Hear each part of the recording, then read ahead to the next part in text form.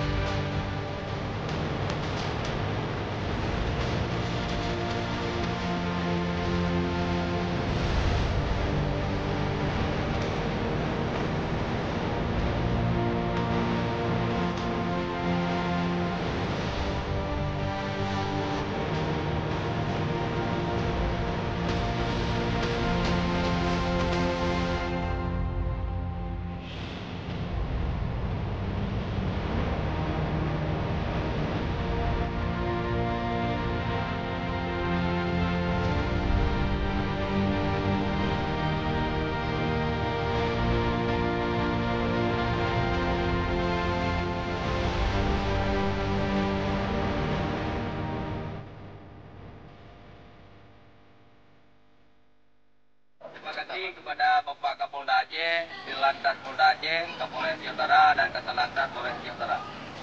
Dan kami selaku masyarakat Nazam Merupakan mengucapkan terima kasih kepada Bapak Kapolda, Dirlantas Polda Aceh, serta Kasatlantas Aceh Utara.